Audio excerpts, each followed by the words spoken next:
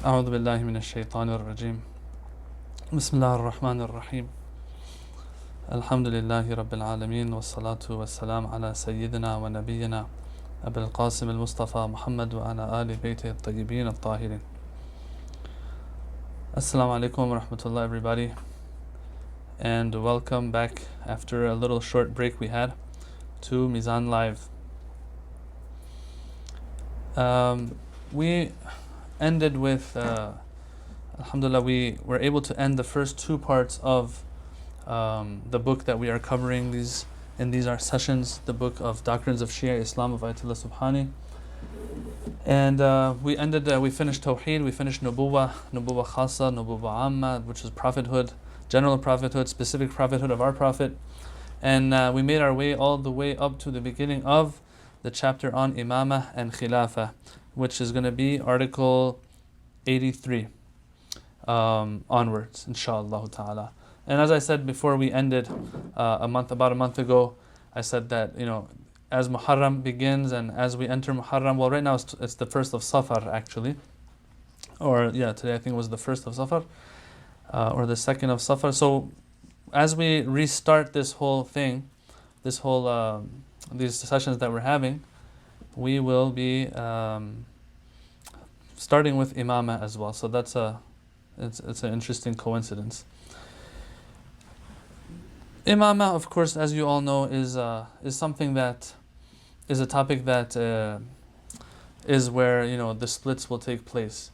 When it comes to Tawheed, Nubuwah, there isn't too much difference of opinion. Although if you go into detail, there might be some differences of opinion between the Shia school, theological Shia schools, and the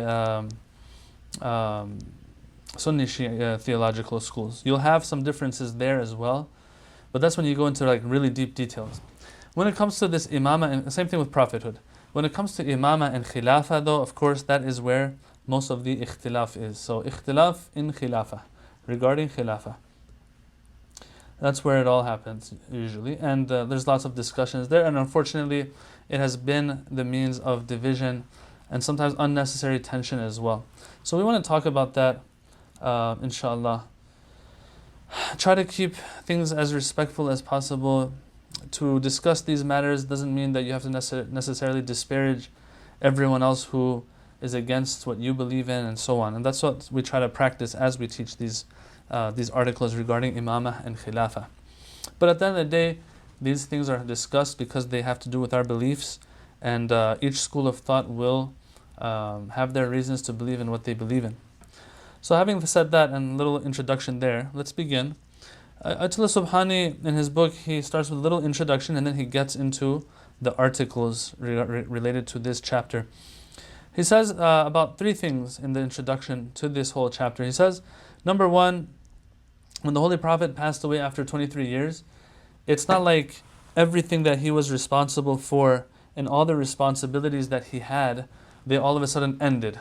Yes, there are some responsibilities that were peculiar to him only, and that was receiving revelation and also transmitting that revelation and passing it on to the people.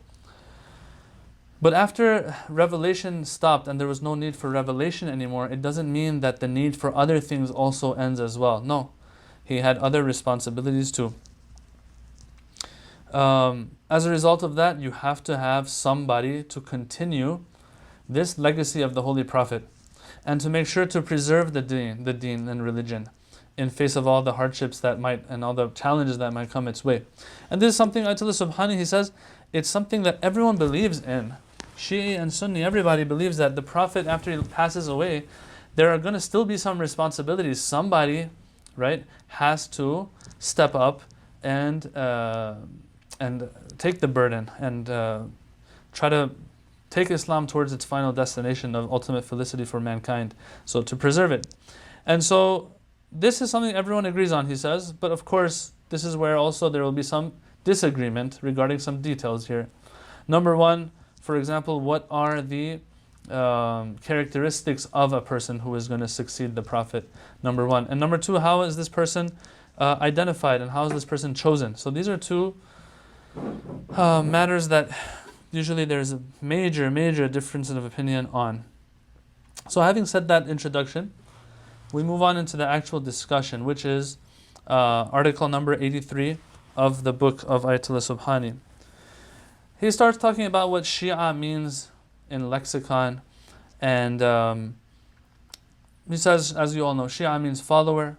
We have a verse in the Quran, وَإِنَّ مِن شِيعَتِهِ لَإِبْرَاهِيمَ, that of the Shia of Prophet Nuh was Ibrahim alayhi salam.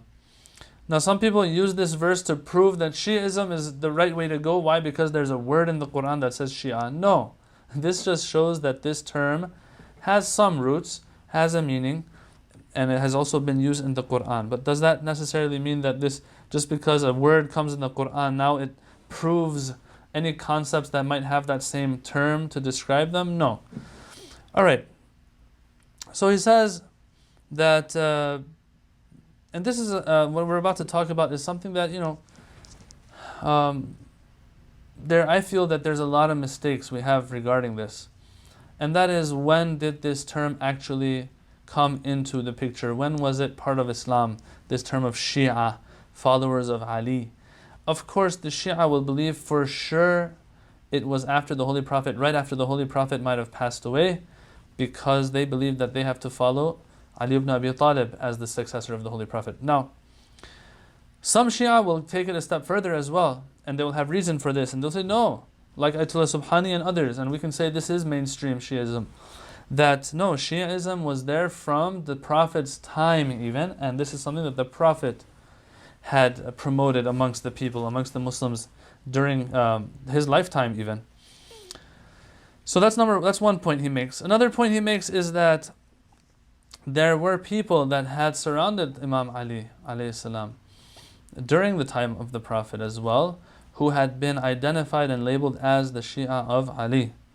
Yes? And so he says, I'll bring you 3 examples of great Sunni scholars who have brought this up. That during the Prophet's time there was a group of people who were referred to as the Shia of Ali. Yeah, during the Prophet's time, even before he passed away. He brings 3, but 2 out of these 3, unfortunately, in my opinion, they fall short of what he's claiming, what Ayatollah Subhani is claiming. The first one is good. He says, a person by the name of Nawbakhti. One writer, Nawbakhti, writes as follows: the word Shia is a term referring to those who in the time of the Prophet of God sallallahu alaihi wasallam, and after him, regarded Ali as the rightful Imam and Caliph, breaking away from others and attaching themselves to him. Alright, so Nawbakhti is saying in the time of the Prophet and after. Right? So Nawbakhti is a person who writes about Milal and Nihal, they call it, which has to do with, because in history we've had people who wrote about the different denominations and different religions. One of them is Nawbakhti, apparently. Abu al-Hasan al-Ash'ari. So that was the first one. Nawbakhti was the first one. But then 2 more he brings here, to the Subhani. It doesn't really imply what he's claiming. That, yeah, look, I have some scholars who say that Shi'ism was there even during the Holy Prophet's time. So he says, Abu al-Hasan al-Ash'ari says, the reason why this group is called Shia is because they were followers of Ali, giving him precedence over the other companions. I don't know how this implies that Shi'ism was there even before the demise of the Holy Prophet. Number 3, Shahristani, which is famous. He's famous for Milal and Nihal. He writes in regards to denominations and religions also. He writes, the word Shia refers to those who followed Ali in particular, believing that he had been designated as heir, Imam, and Caliph by the Prophet. So once again, this does not imply, brothers and sisters, that Shiism was there from during the Prophet's time. It implies that it happened after. They said he's the heir. He was appointed by the Prophet to be the heir and successor. And so this idea of it is something that we have major Sunni scholars say that Shiism existed during the Prophet's time. He brought 3 examples for that, but only 1 out of 3 of them was, I feel really explicitly was saying that. The other 2, I didn't see how that was implying that. So anyway, this is not too important though, brothers and sisters. It's not too important. You know what the problem is, brothers and sisters, right now, I can tell you is that the problem is that when you look into mainstream, when you look into scholars and speakers from the other schools of thought, when they speak about Shiism, it's a little worrying. Why? Because they make it seem like Shiism started way later after the demise of the Prophet, not after the demise of the Prophet, right after, directly after. No. Some even go as far as the battles of Imam Ali's time, or to the time of Uthman's death. Some even, and I've seen this, and they are PhDs from universities here even, they say the theological school of Shiism started after the death of Imam Hussein. So that was like very crazy to me. I was like, wow, how could you say such a thing? Like, this person, you have to be impartial, and you have to, you are in Western academia. Western academia will not appreciate the fact that you are, speaking out of whim like this. This is something that needs proof, and there's no proof for this. Yes, some people will say during the death of Uthman and the assassination of Uthman, this happened by a person by the name of Abdullah bin Saba. He's the one who started this whole thing, and he was a Jew, and he was trying to get rid of Islam, etc., etc. The Shia will have responses to that, of course. But that's as far out as I've heard it. I've never heard anything after that. But just recently I was listening to a lecturer. Well, he's not a lecturer, he's a scholar. With as I said, he's a PhD from here, and when he was speaking about it, he took it all the way there. I was very surprised, to be honest. So that is what is worrying. Now let's say, okay, let's just concede to the fact that, okay, Shiism wasn't there during the Prophet's time. But what's for sure is that the Shia school believes that there's enough proof to show that Shiism was there right after the demise of the Prophet. So having said all of that, we move on.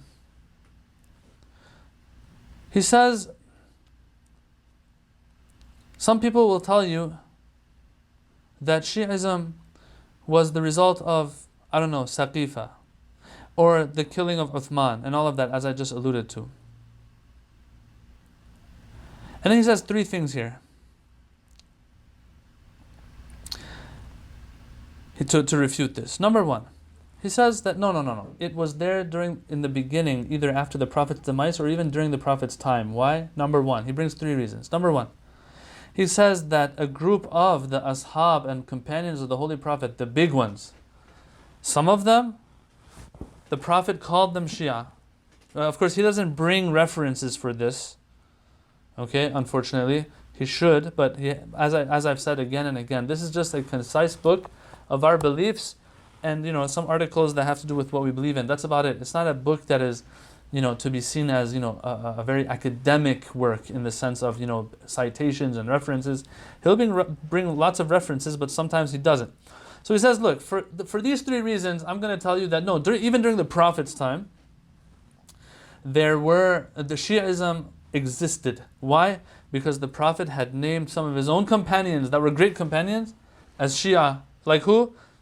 Like Salman al-Farsi, like Abu Dhar al-Ghifari, and so on. That's number one reason. Number two reason that Shiism existed during the Prophet's time, he says that we have some verses of the Quran, and he brings one of them here, where mufassirs and commentators of the Quran have explained how they've brought hadiths that explain how this verse has to do with the Shia of Imam Ali during the Prophet's time.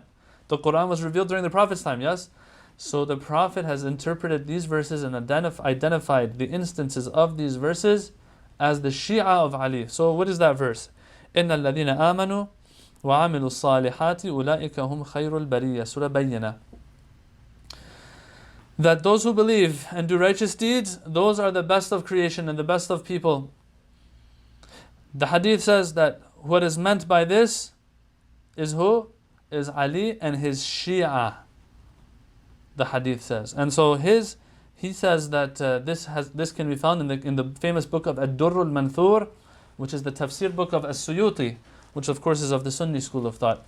So that's his claim. I haven't checked this directly to see what Suyuti exactly says, but according to Ayatul Subhani, Sunni commentators of Quran even, have said that this verse was revealed regarding the Ali ibn Abi Talib and the Shia of Ali.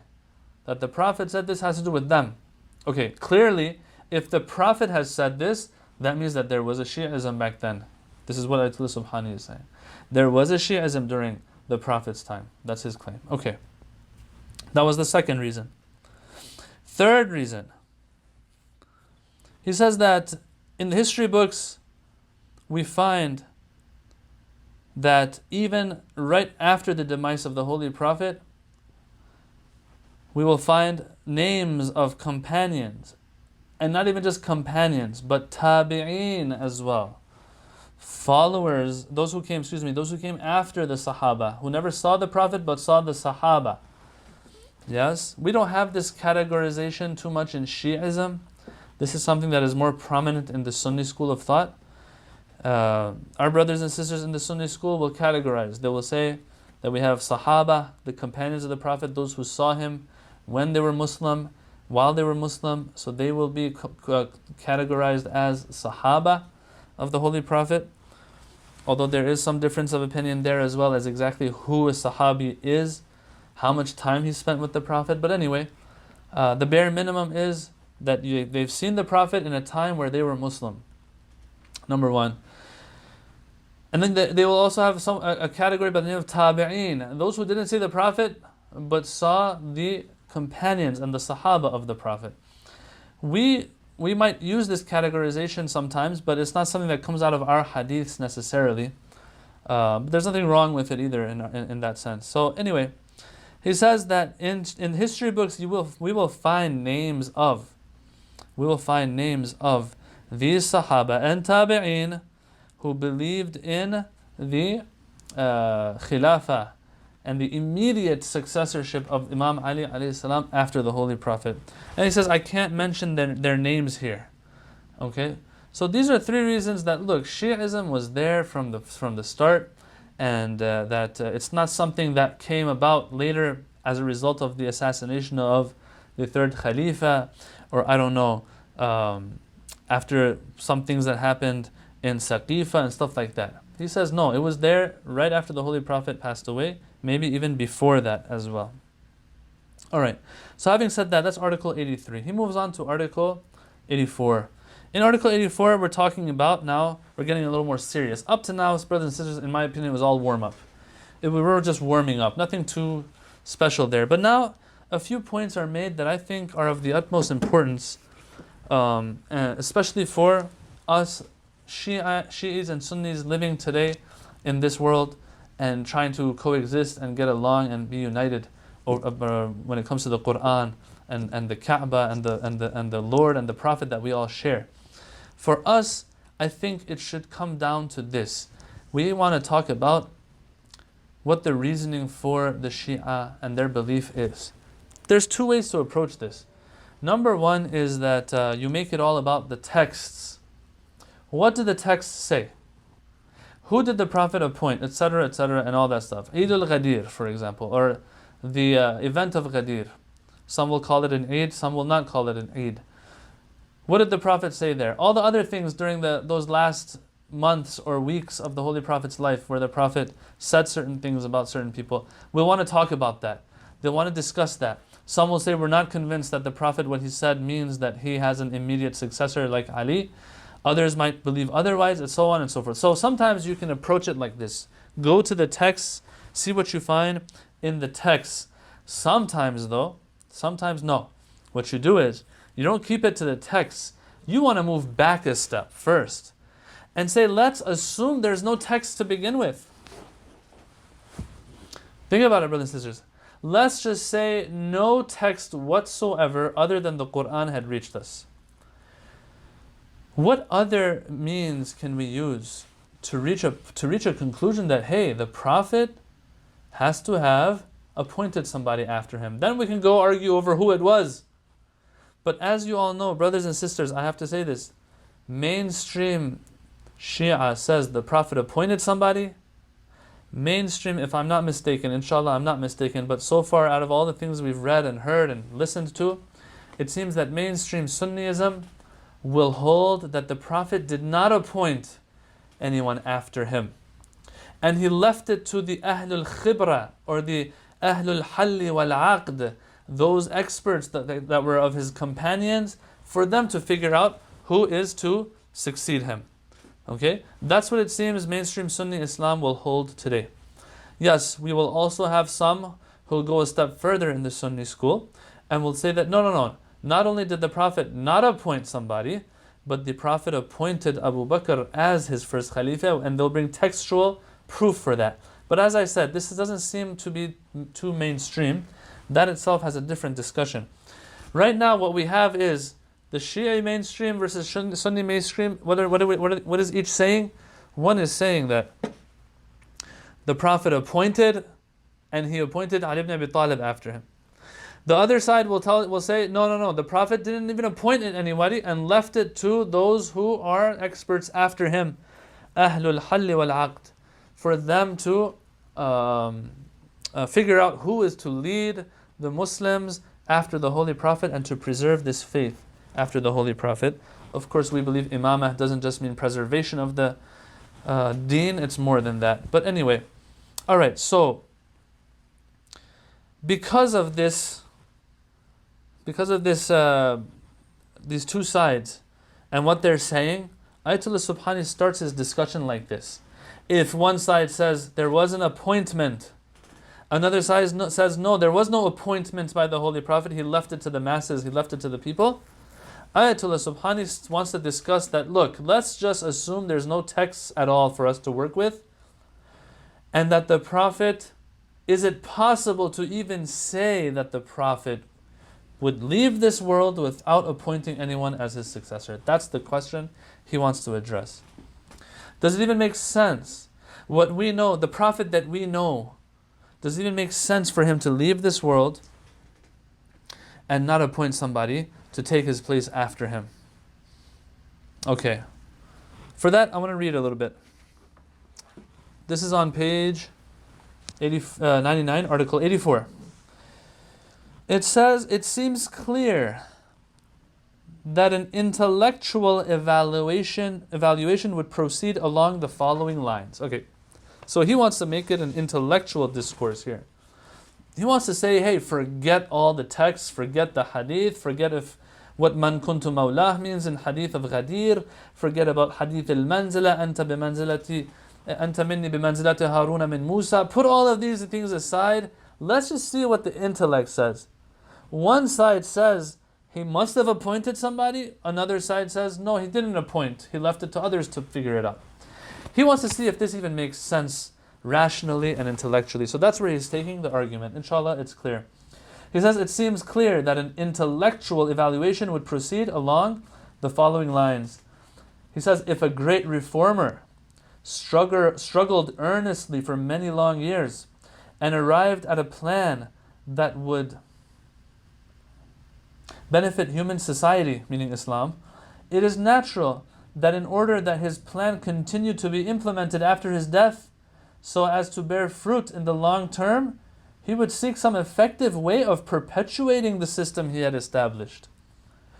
Or to put it differently, it is not conceivable, it doesn't make sense that a person should take great pains to construct some great building and then leave it completely unprotected, appointing no watchmen or supervisors to maintain and preserve it. So I think the argument is pretty clear. And to be honest with you, this is something that I'm always emphasizing as well. Because, brothers and sisters, the textual arguments, those arguments that are based on the text that we have and Quran and Scripture, there will always be a back and forth on regarding them. Now, why did God want it to be that way? Why did God not explicitly say it?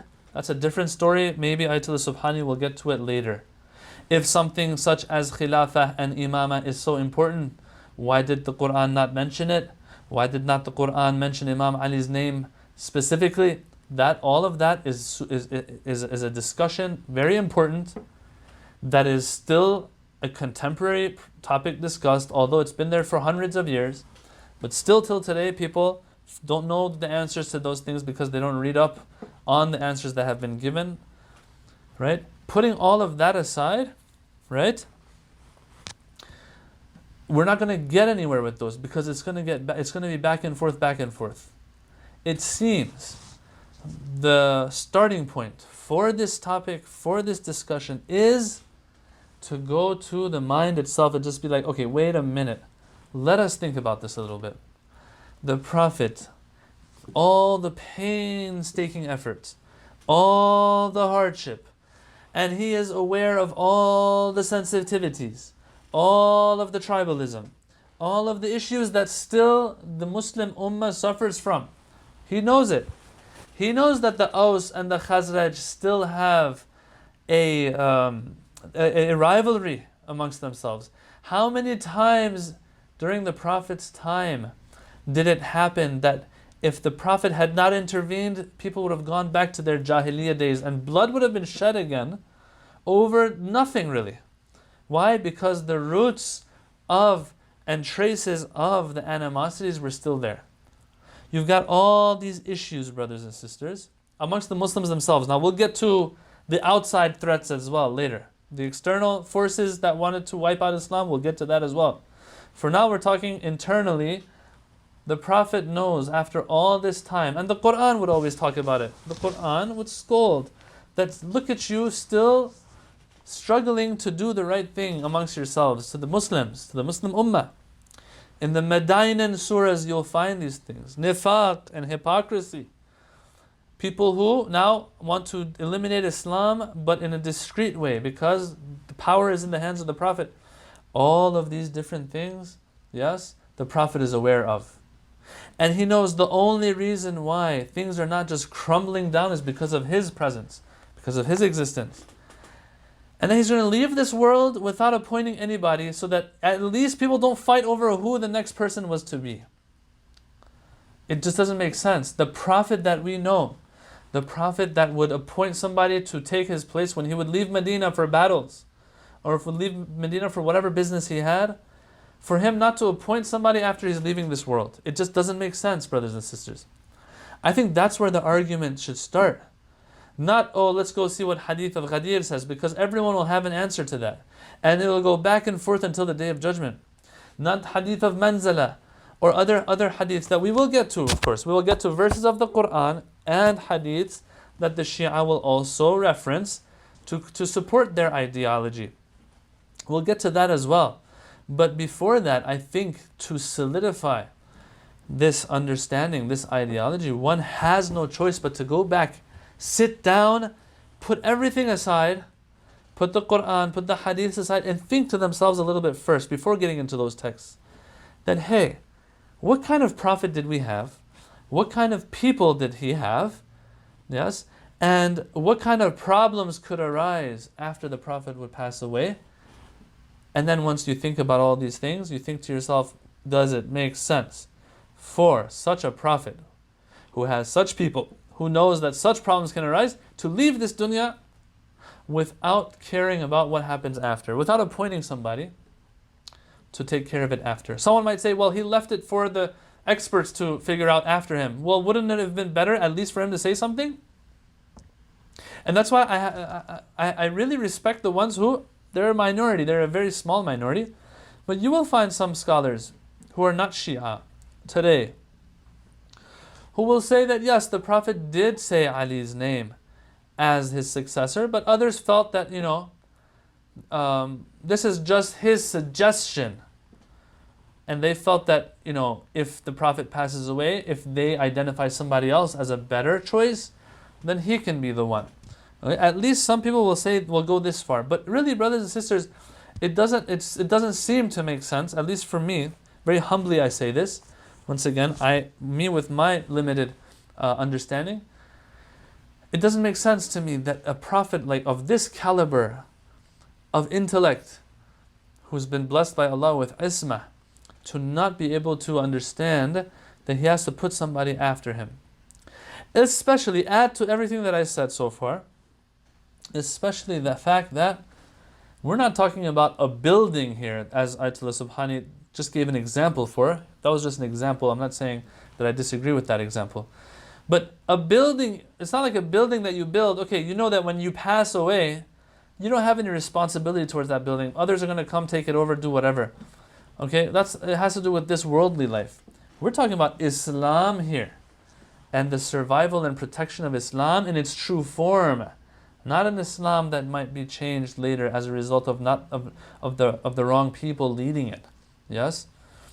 If somebody leads Islam who was not appointed by the Prophet, and the Prophet really had somebody else in mind, then that's the wrong person to lead that religion, to lead Islam, and that can end in very bad results and have bad outcomes. One of them being Islam, only a name of Islam remaining, or Islam getting wiped out totally after 50, 100, 200 years.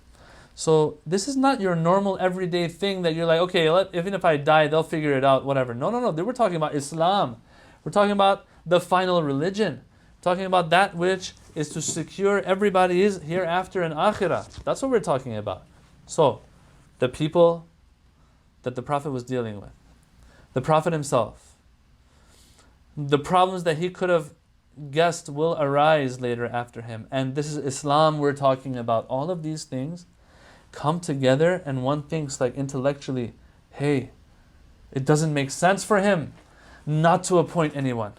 So right here, this idea and notion of those who say he must have appointed somebody versus those who say no, he didn't appoint anybody, this idea of him not appointing anybody goes out the window, in my opinion, just with this little bit of intellectual reflection and endeavor that one exercises.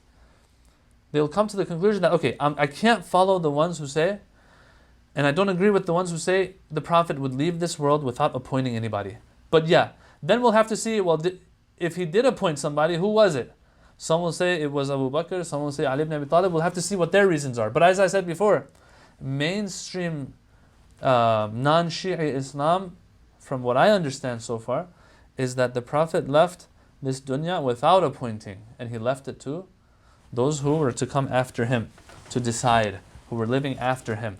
This, brothers and sisters, Ayatollah Subhani, he says, it doesn't make sense. So let me continue reading here. He says, the Holy Prophet is one of the greatest persons in human history who, by bringing forth a new religious dispensation, or religion, effected a profound transformation in the world, laying the foundations of an entirely new global civilization.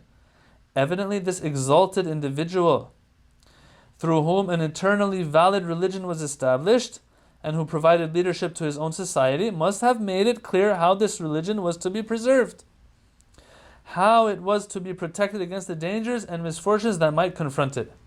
He must also have said something about how the everlasting Muslim Ummah should be led and administered, and he must have indicated the qualities of leadership that should prevail after his passing away. In this light, it is inconceivable, it doesn't make sense, that he would first establish a religion that was to last till the end of time, and then fail to provide clear guidance as to how the leadership of that religion after his death was to be determined and organized. Sometimes I get the feeling, brothers and sisters, that this idea that was just presented in Article 84, which is super important, in my opinion, and that's where the discussions need to start instead of Hadith of Ghadir. That's something that will come also, and that itself is powerful, but this intellectual side of things is also super important. Sometimes I feel that those who are not of the Shi'i school of thought, the people out there, they will come to this conclusion themselves sometimes as well. They'll think about it. They'll be like, yeah, it just doesn't make sense for this to be the case. Then why is it that they don't go around looking to see if there is anything out there other than the mainstream narrative today? I think the answer is pretty clear. People either don't have the time for such research, or they just don't want to get out of their comfort zone. It's uncomfortable, brothers and sisters, to look into minorities versus the majority, to go against mainstream sometimes, you know? Usually, people are more comfortable when they are the majority. And it's fine. And if really they are not guided to the straight path, because they were so scared that they didn't think that the truth would be there, then that's between them and Allah subhanahu wa ta'ala. But if someone really, these questions comes to their mind and they don't look into it and they slack off, then they might be held responsible on the Day of Judgment. So that's something very, very important, I think. Allah might not hold people responsible when it comes to texts and not understanding them and not knowing exactly what was meant by what the Prophet said when he said, "Man kuntu mawlah," for example. But Allah has given, as our hadith tell us, He's given us all an inner messenger. As a matter of fact, I think the hadiths refer to the intellect and the mind as the greater messenger. So prophets came, they're the minor messengers. The major messenger is what Allah has given us in our mind. And the mind that He's given us, So if the mind is pushing you in a certain direction, hey, you need to look into this, but you slack off, then that can really bring about some major responsibility and accountability later. He says again, it is inconceivable that a prophet who did not withhold his guidance as regards even the smallest question pertaining to human welfare should have neglected to provide guidance on such a crucial matter as the leadership of the Islamic society, thus leaving the Muslims to their own understanding, not knowing what their obligations were in regard to this fundamental issue. It is, therefore, impossible to accept the proposition that the Prophet departed from this world without having given any instructions regarding the leadership of his community after his death. Yeah. That's Article 84. Article 85 now expands even more on this idea. Once again, it's something that's common sense and has to do with intellect. It's not something that has to do with texts. Article 85 now wants to add to Article 84. What did Article 84 say to us? Article 84 said, look, all you need to do is sit down and think a little bit, look at the situation of the Muslims, and figure out that the Prophet won't leave these people to themselves. So the internal matters of the Muslims is enough of a reason for the Prophet not to leave this world without letting them know what they need to do after him. Internal affairs. Article 85 now wants to add more to this equation and say that there are also external matters. Yes? External matters that really make it really they make it really wajib on the Prophet to explain to the people who is supposed to take his place after him. So that instead of fighting amongst themselves to figure that out, and then the external elements that want Islam wiped out can just have an easier job wiping them out, instead of arguing amongst themselves and fighting amongst themselves, they can be prepared for those external threats. Okay? That's what Article 85 is saying now. Okay. What are those external threats? He calls it a triangle. A triangular threat. What does that mean? That means there's three problems we have here. He says, if we consider the history of this foundational religion of Islam or epoch of Islam and take into account the regional and global context, at the death of the Prophet, the necessity of appointing someone to the position of Imam will be readily apparent. Why is that so? Because after the Prophet's death, Islam faced a threefold threat. We have a triangle right now of what? Of threats. What is that? On the one side, there was the Byzantine Roman Empire. On another was the Sassanid Persian Empire. And from within there was the danger posed by the group known as the hypocrites, the munafiqeen. So I put the munafiqeen in the internal problems. He brings it into the external. At the end of the day, we have three enemies. So the way Ayatollah Subhani does it is, in Article 84, he's talking about those who liked Islam, liked the Prophet, but still had some grudges maybe, had some issues, had some tribalism in them. He says because of that, that would be enough for the Prophet to appoint somebody after him. Then he takes it out to the enemies of Islam. So that's how he's dividing it up. I made it internal and external. He makes it those who were in favor of Islam, adherents of Islam, versus enemies of Islam. Enemies of Islam, he says, is threefold. The Byzantine Empire, the Persian Empire, and the munafiqeen, the hypocrites. Yes. So he says, as regards the first threat, so he talks about the Byzantine Roman Empire. He's just illustrating to us how big a threat these all were. He says, as regards the first threat, suffice to note that the Prophet was concerned about it. He was concerned about it right up to his last days, mobilizing a large contingent of Muslims under the command of Usama bin Zayd to confront the Romans, despite the protests of those who were opposed to such a move. Brothers and sisters, the Prophet knows he's passing away. The Muslims know the Prophet is passing away. What does the Prophet do? In those final days of his life, when everyone wants to be around the Holy Prophet, no one wants to leave the city because they know the Prophet is going to pass away, and people are upset that the Prophet wants them out of the city. Why? Because the Byzantine Empire is such a big threat. The Prophet sends such an army under the command of Usama bin Zayd to go and fight the Byzantines. How important does this show that the threat, how big a threat this was? Yeah. How big a threat does this show the Byzantine Empire was? That the Prophet, who knows people love him so much, that they want to be around him in his final days, he says, no, go out and fight the Byzantines, because they are a threat. And they had fought them, and they had lost the battles, and they had come back. Actually, the Prophet had sent them again under the command of Usama bin Zayd. People didn't like that. And history tells us that people objected to the Holy Prophet and were putting it off and procrastinating and going to fight. And as a matter of fact, in the end, eventually this army, before the Prophet actually passed away, they didn't go. It was only after the Prophet passed away, right, that this army that kind of made it to the outskirts of Medina but never went to the Romans, they came back. Abu Bakr now sent them again to go fight the Byzantines, right? So they never eventually went after the Prophet, before the Prophet passed away. They didn't.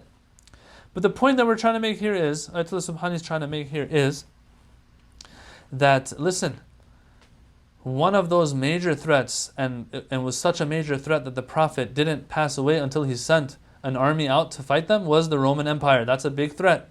That's how big it was. Number one. Number two, as for the second threat, the Sassanid emperor, the Persian emperor, was clearly a malicious enemy who, having torn up the letter sent to him by the Prophet, himself wrote a letter to the governor of Yemen, instructing him either to capture the Prophet or send to him his severed head. This is the Persian Empire. So these guys ain't no friends of the Muslim Ummah, of Islam. So they're just waiting for the right time maybe to get rid of this extra player now in this whole game of that region of power and the power struggle in that region. The Persian Empire doesn't want this growing religion, and this religion that is becoming stronger and stronger by the day, doesn't want them there. It has enough problems with the Roman Empire. So of course the Persian Empire, who orders the governor of Yemen to send the severed head of the Prophet to them, of course this empire is going to be a threat to the Muslim Ummah. Number two. Number three, as for the third enemy, these persons had always been causing trouble for the Prophet in Medina and elsewhere. Their various plots being so many thorns in his side, their schemes are mentioned in various places in the Quran. Yes, the Quran speaks about them a lot. Indeed, an entire surah, one in which their evil thoughts and actions are commented upon, is named after them. Surah Munafiqun, we all know. Now it might be asked, so now Ayatollah Subhani, he wants to draw a conclusion here. Just like he drew a conclusion in Article 84. Here in Article 85, he says, now it might be asked, in the face of this triple danger, with enemies ready to ambush the Muslims from all sides, would the Holy Prophet have left the religion of Islam and the Muslim community without a leader, leaving the Muslims without any clear guidance? Brothers and sisters, someone might misunderstand what he's saying here and think that the Prophet is that the Ayatollah Subhani is saying that the Prophet needed to appoint someone after him so they can go fight the Persians, the Romans, and to uproot the hypocrites of Medina. No, that's not what he's saying. He's saying, look, does it make sense with all the internal issues that the Prophet has, or the Muslim Ummah has amongst themselves, one, and to the external enemies of Islam, does it make sense for the Prophet to leave without giving guidance in this regard, so that the Muslims can have more and more and more and more division amongst themselves, yes, and fighting each other, weakening the Muslim ummah to the point that these threats actually feel like now we can actually take over the Muslims and defeat them and destroy them, wipe Islam out. That's what he's trying to say, apparently.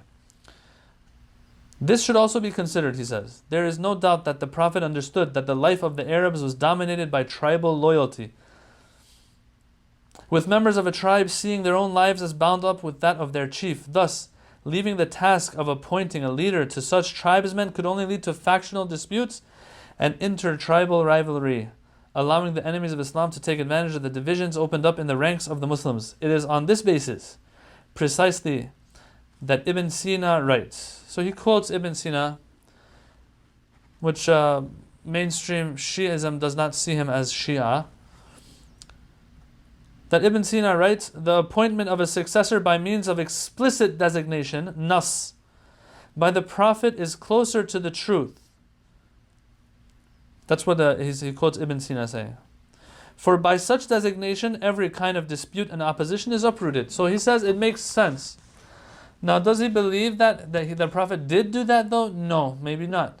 But people who came after the Prophet apparently are saying that it just makes more sense that the Prophet would do such a thing. And the Shia school, that's what it says. It says it doesn't make sense that the Prophet wouldn't appoint someone. So he must have appointed. Let's go see what we find in the text now.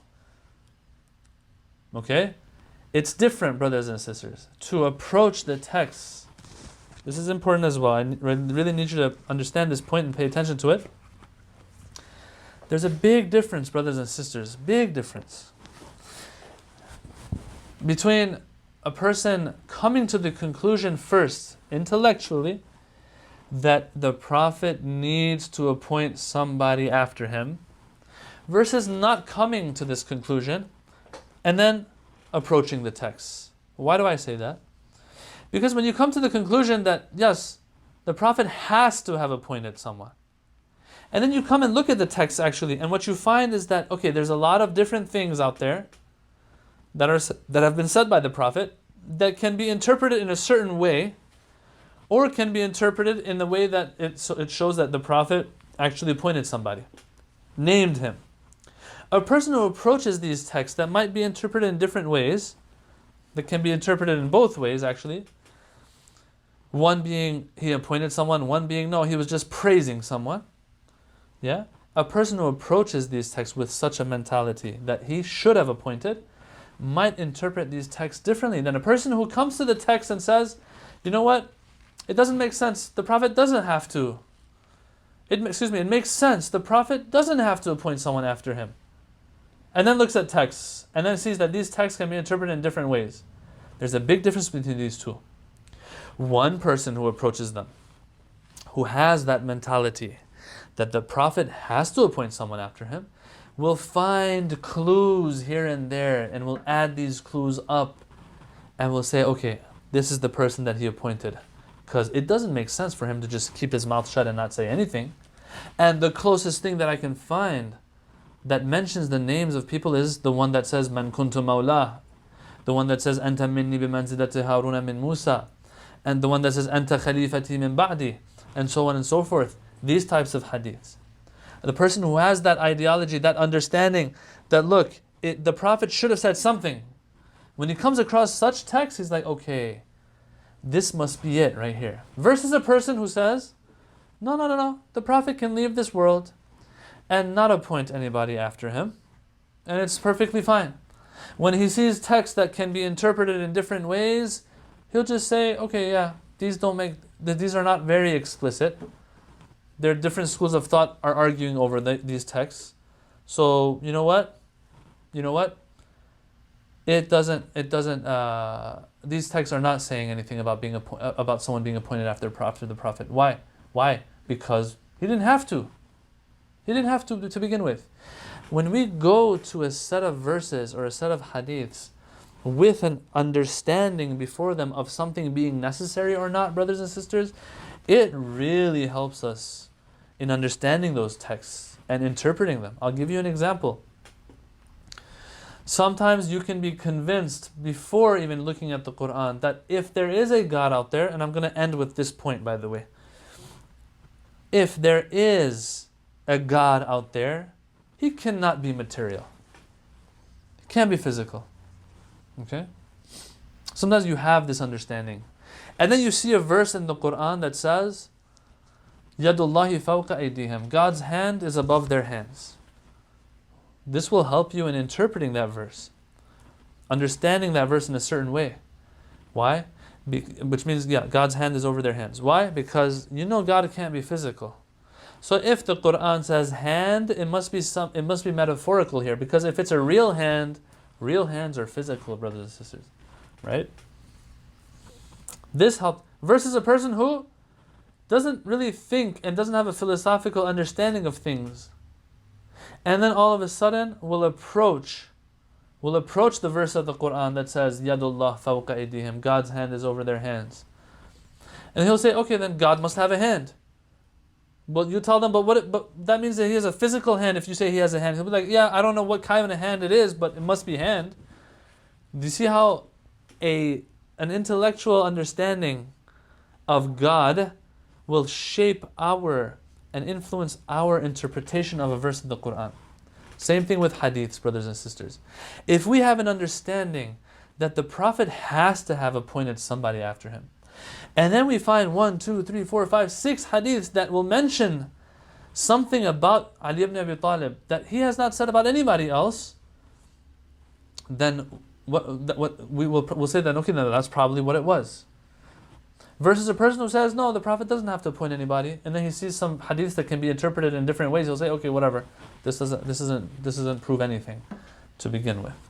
Yes, there's a lot more to say here, of course. I'm making it very basic right now, right? Even if somebody has this understanding that the Prophet must have appointed somebody after him, they might come to the conclusion that the hadiths about Abu Bakr are the ones that appoint Abu Bakr. Okay, that's a different story. As I said, we need to talk about those separately.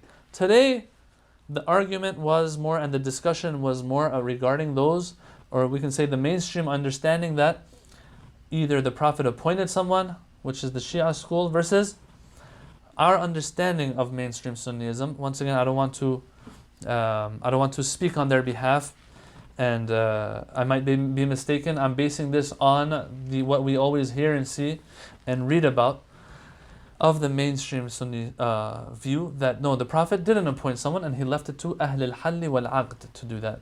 Today's discussion was more about that.